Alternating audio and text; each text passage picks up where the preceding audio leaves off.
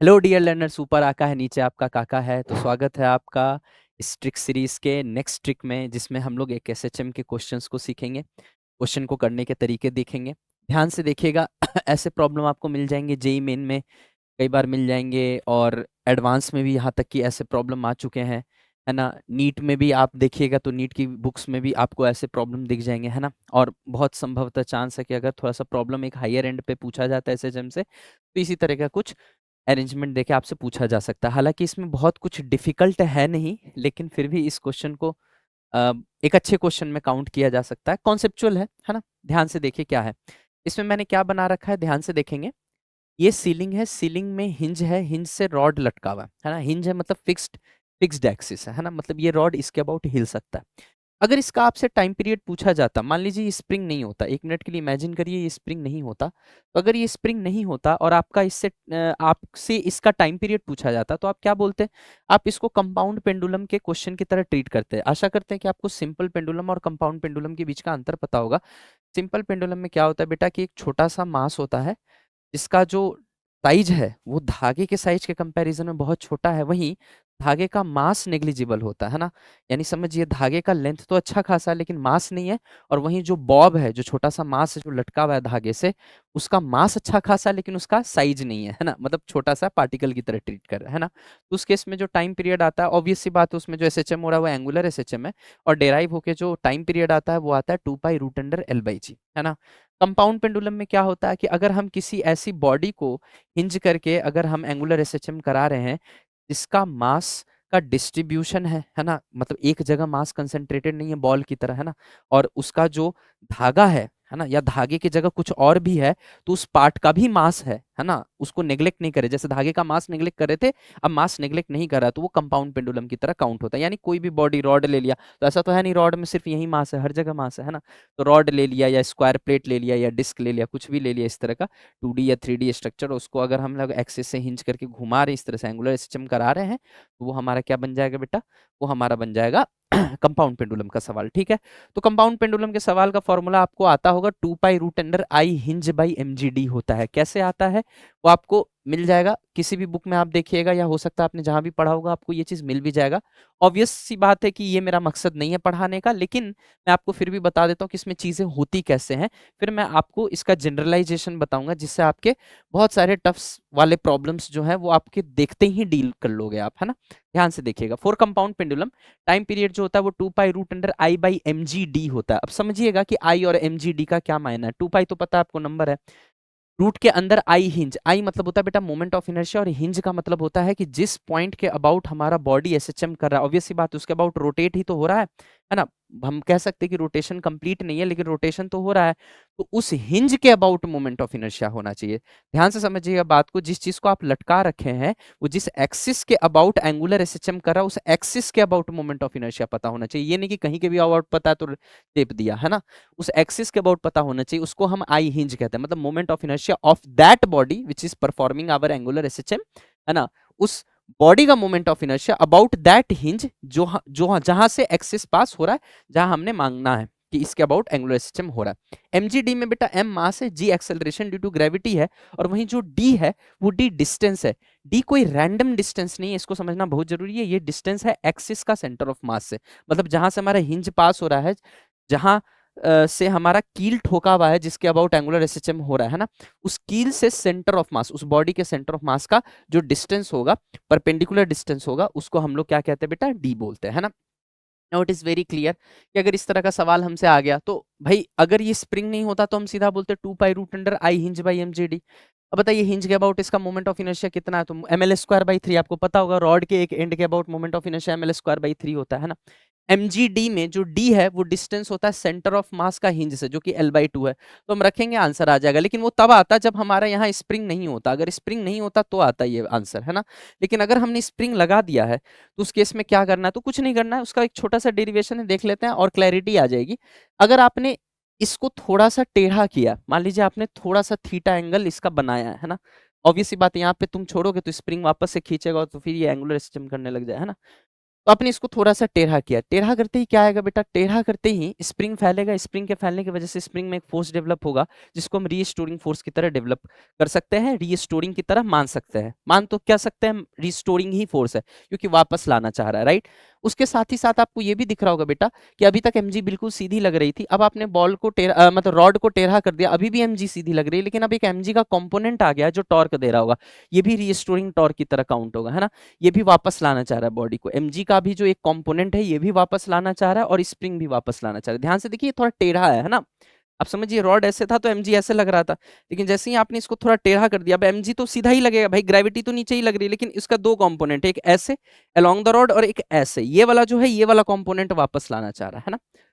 तो ध्यान से देखेंगे अब अगर मैं टॉर्क लिखूं, रीस्टोरिंग टॉर्क लिखूं, तो माइनस इसलिए दिया क्योंकि हम ले ऐसे जा रहे हैं और टॉर्क उधर लग रहा है ना, तो दोनों का डायरेक्शन ऑपोजिट है इसलिए माइनस है। आपको ऐसे भी पता है कि रीस्टोरिंग टॉर्क को हम नेगेटिव से ही रिप्रेजेंट करते हैं क्योंकि आपने जिधर डेविएट किया है बॉडी को उसके उल्टे डायरेक्शन में टॉर्क लग रहा है इसलिए।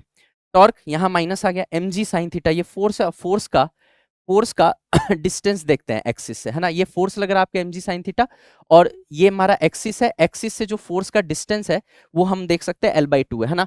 और ये फोर्स वो वाला फोर्स है जो डिस्टेंस के परपेंडिकुलर, इसलिए कंपोनेंट वॉम्पोनेंट लेने की जरूरत नहीं, ऑलरेडी मैंने फोर्स को ही ऐसा तोड़ा है कि सीधा mg sine theta into l/2 करते ही टॉर्क आ जाएगा, ये टर्निंग इफेक्ट ला रहा है ना। इसके साथ साथ एक और चीज ध्यान दीजिएगा बेटा, अगर हमने इसको थीटा अगर इधर लेके गए हैं तो ये जो लेंथ होगा यही तो लेंथ है जो स्प्रिंग फैला है, तो ये लेंथ कितना होगा, तो आपको पता होगा कि आर्क लेंथ जो होता है वो थीटा इंटू आर होता है, रेडियस इंटू थीटा। अब देखिए इस पॉइंट के लिए तो रेडियस ये वाला पार्ट हुआ ना, और ये वाला रेडियस कितना है बेटा, मतलब ये डिस्टेंस कितना है, ये डिस्टेंस h है, ऑलरेडी दे रखा है। मतलब हिंज से जहां पे जिसके अबाउट जिस एक्सिस के अबाउट हमारा बॉडी घूम रहा है, एंगुलर एसएचएम कर रहा है, उस पॉइंट से हमारा जहां स्प्रिंग कनेक्टेड है उस पॉइंट की दूरी h है ना। तो आप देख सकते हैं कि अगर ये लेंथ h है और ये थीटा है तो हम इसको बोल सकते हैं कि ये h इंटू थीटा है ना, L is equal to theta into R होता है ना। अब ध्यान से देखिएगा h इंटू थीटा आ गया हमारा, तो हम कह सकते हैं कि स्प्रिंग इतना ही फैला होगा, तो स्प्रिंग में जो फोर्स डेवलप होता है वो होता है k इंटू एक्स, या के स्प्रिंग कांस्टेंट है, x जो है उस स्प्रिंग में इलोंगेशन या कंप्रेशन है, यहाँ इलोंगेशन h थीटा, तो k इंटू एच थीटा मैंने फोर्स लिखा, लेकिन आप ध्यान से समझिएगा कि फोर्स नहीं, इसको जो वापस ला रहा है क्योंकि ये बॉडी चल नहीं रहा है, ये घूम रहा है इस एक्सिस के अबाउट, तो एक्चुअल में टॉर्क का रोल है यहाँ, है ना। यहाँ भी जब टॉर्क लिखे तो यहाँ भी टॉर्क लिखेंगे, टॉर्क को टॉर्क के साथ जोड़ेंगे ना, फोर्स को तो नहीं जोड़ सकते, तो टॉर्क ला रहे हैं तो टॉर्क क्या आएगा, एच थीटा, है ना, फोर्स इनटू ये एच डिस्टेंस, है ना। हमें पता है फोर्स और फोर्स की जो एक्सिस से दूरी है परपेंडिकुलर डिस्टेंस है, या तो फोर्स का वो कंपोनेंट जो डिस्टेंस के परपेंडिकुलर है या डिस्टेंस का वो कंपोनेंट जो फोर्स के परपेंडिकुलर है, हमें लेना पड़ता है, फिर मल्टीप्लाई कर देने से टॉर्क का मैग्नीट्यूड आ जाता है। तो ये फोर्स है और ये डिस्टेंस पता है, तो हमें पता चल गया कि भाई अगर डिस्टेंस से मल्टीप्लाई कर दिया तो ये हमारा टॉर्क बन गया। अब हम कुछ नहीं करेंगे, थीटा स्मॉल है, मैंने पहले ही बोल दिया था कि अगर हमें एसएचएम चाहिए तो थीटा को स्मॉल लेना पड़ेगा, वरना वो साइन थीटा थीटा में बदल नहीं पाएगा। आपको पता है थीटा स्मॉल है तो साइन थीटा को हम थीटा मान सकते हैं मैथमेटिकली, राइट।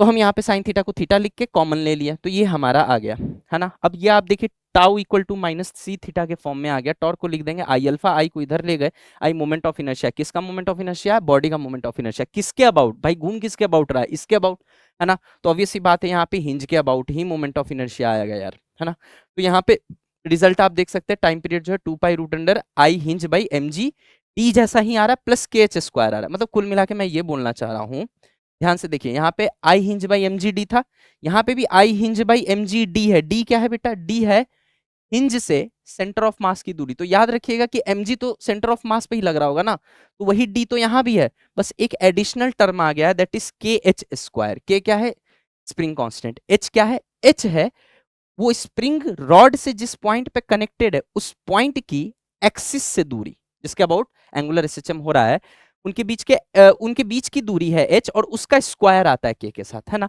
तो बस आपको इतना याद रखना है कि भाई हम आज भी कंपाउंड पेंडुलम ही पढ़ रहे हैं, I hinge by M G D, बस उसके साथ एक टर्म आ गया है जिसको हम कह सकते हैं के एच स्क्वायर, जहाँ के स्प्रिंग कांस्टेंट है और h जो है वो दोनों पॉइंट के बीच की दूरी है जहां स्प्रिंग कनेक्टेड है और जिस पॉइंट के अबाउट एंगुलर एसएचएम हो रहा है, जहां से एक्सिस पास हो रहा है, राइट। अब आप देखिए अगर फ्रीक्वेंसी की बात करें तो जस्ट इसका उल्टा हो जाए, आपको ही पता होगा 1 बाई टाइम पीरियड जो होता है वो क्या होता है, फ्रीक्वेंसी होता है। तो फ्रीक्वेंसी निकालने के लिए इसका उल्टा कर दीजिए तो आ जाएगा आपका रिजल्ट, है ना। अब देखिए इससे हम सवालों को कितना सरलता से सॉल्व कर सकते हैं, ध्यान से देखिएगा। जैसे ये सवाल दे दिया, अब आपको कुछ नहीं करना, आपको सीधा आंसर लिखना है 2 पाई रूट अंडर आई। पहले बताइए ये चीज घूम रही है ऐसे करके, ये एंगुलर सिस्टम कर रही है, हिंज यहाँ है, तो आई हिंज क्या है बेटा, आई हिंज है एम एल स्क्वायर बाई 3, है ना, ml²/3। ये आ गया अपना moment of inertia I hinge, है ना, प्लस बाई mgd हो जाता, तो mgd, m g, m मास है इसका रॉड का, g तो acceleration due to gravity, d क्या है, ठीक है भाई सेंटर ऑफ मास से एक्सिस की दूरी, अभी भी वही है d, वो बदल नहीं रहा है, डेफिनेशन l/2, है ना, यहाँ पे हम लेके रख दिए l/2। बस यहाँ पे आंसर मत छोड़िएगा, यहाँ तब आंसर होता जब ये स्प्रिंग नहीं होता, तो फिर तो ये कंपाउंड पेंडुलम का सवाल हो जाता है ना। बट अगर ये दे दिया है तो आपको क्या करना है, अब कुछ नहीं करना, इसके साथ के एच स्क्वायर, एच क्या है बेटा बताइए, एच क्या है, जहां स्प्रिंग कनेक्टेड है और जहां एक्सिस है उनके बीच की दूरी, तो इस केस में रॉड की पूरी लेंथ बिल्कुल एंड पॉइंट पर कनेक्टेड है, तो रॉड की पूरी लेंथ है, तो सीधा आप लिख सकते हैं के एल स्क्वायर, जहां एल क्या है रॉड की लेंथ है, दे रखा था सवाल।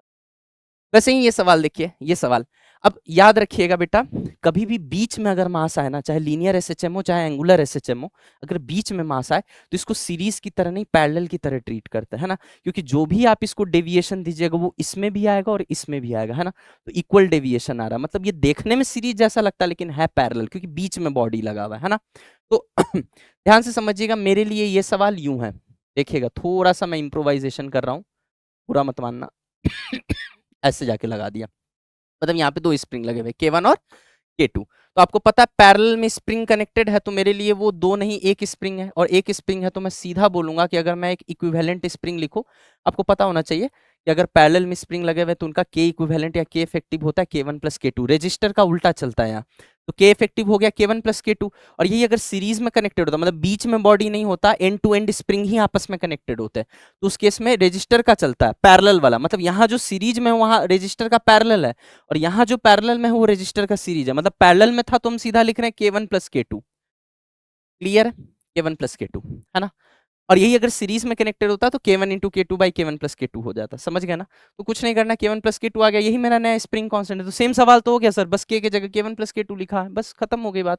तो टाइम पीरियड क्या हो गया, 2π√I, आई क्या है बेटा, इस बॉडी का मोमेंट ऑफ इनर्शिया इस पॉइंट के अबाउट, जिसके अबाउट घूम रहा है, वो क्या है ml²/3, है ना, एंड पे ml²/3 होता है moment of inertia, by mgd, m हो गया, g हो गया, d क्या है, d है सेंटर, याद रखिएगा d क्या होता है, सेंटर ऑफ मास से एक्सिस का डिस्टेंस, सेंटर ऑफ मास से एक्सिस का डिस्टेंस है l/2, रॉड का आधा, प्लस अब क्या करेंगे KH², लेकिन k तो k है ही नहीं, K1+K2 है, तो कोई बात नहीं, K1+K2 लिख देंगे यहाँ, और h क्या है बेटा, डायरेक्ट आंसर लिखना, ऐसे तो बहुत सारे प्रॉब्लम्स के हम लोग क्लास में भी लेते हैं, है ना, ये जो है डिस्टेंस क्या हो जाएगा L², क्योंकि रॉड का फुल लेंथ L है, राइट।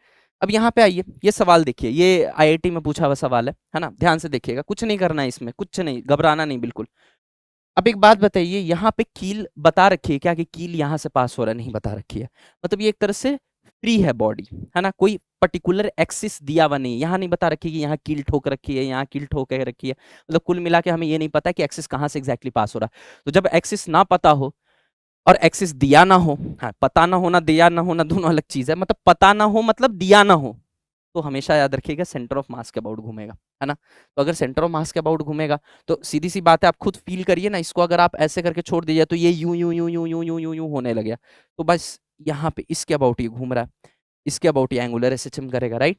अब आप समझिएगा कि आपको यहाँ पे दिख रहा है इस सेंटर ऑफ मास से ही एक्सिस पास हो रहा है, क्या आपको दिख रहा है यहाँ सेंटर ऑफ मास से ही एक्सिस पास हो रहा है, तो यहाँ पे टाइम पीरियड कैसे लिखेंगे, वही लिखेंगे 2π√I हिंज, तो पहले तो इसका मोमेंट, इस रॉड का इस एक्सिस के अबाउट मोमेंट ऑफ इनर्शिया बताइए, तो इस बार एक्सिस जो है सेंटर ऑफ मास से पास हो रहा है, और सेंटर ऑफ मास से जब पास होता है तो उसका फॉर्मूला हमें पता है क्या होता है, ml²/12 होता है ना, तो ml²/12 है ना, ये सब रोटेशन में आपने पढ़ लिया होगा मोमेंट ऑफ इनर्शिया में, है ना, वरना ये एक दो फंडामेंटल फॉर्मूला तो याद रहे तो ज्यादा अच्छा है, ml²/12, उसके बाद क्या होता है mgd, d क्या है, सेंटर ऑफ मास से एक्सिस की दूरी, ओ हो, यहाँ तो सेंटर ऑफ मास से ही एक्सिस पास हो रहा है, तो उस केस में d जो है वो हमारा 0 हो जाएगा, और हम यहाँ लिख सकते हैं कि ये m है, g है, और ये 0 है, जिस वजह से ये पूरा टर्म 0 होके गायब हो जाएगा, तो सर इसमें क्या आएगा, इसमें आएगा बेटा K2 और K1, अब K1 K2 की के साथ दूरियां भी आती थी, लेकिन दूरियों का स्क्वायर आता था, और कौन सा दूरी,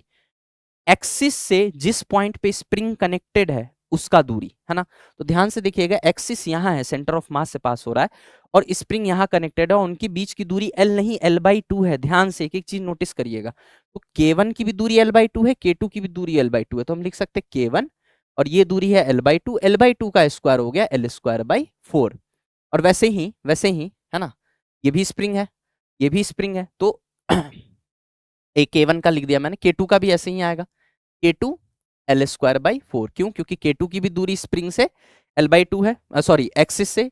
K2 वाला जो स्प्रिंग है उसकी भी एक्सिस से दूरी L/2 है, तो K2 L² by 4 हो गया। और K1 वाला जो स्प्रिंग है उसकी भी एक्सिस से दूरी L/2 है, तो L² by 4 आ गया यहाँ पे। तो मतलब सिंपल सी बात है, जो स्प्रिंग है उसकी एक्सिस से जो भी दूरी है उस एक्सिस की से दूरी का स्क्वायर करके स्प्रिंग के साथ मल्टीप्लाई करके यहाँ लिख देना। कुछ बच्चों को कंफ्यूजन होता है, सर आपने ये प्लस कैसे किया? अभी अभी बताया था बेटा कि जब बीच में ऑब्जेक्ट लगा हो और एक साइड और दूसरे साइड स्प्रिंग हो तो पैरेलल की तरह ट्रीट होता है।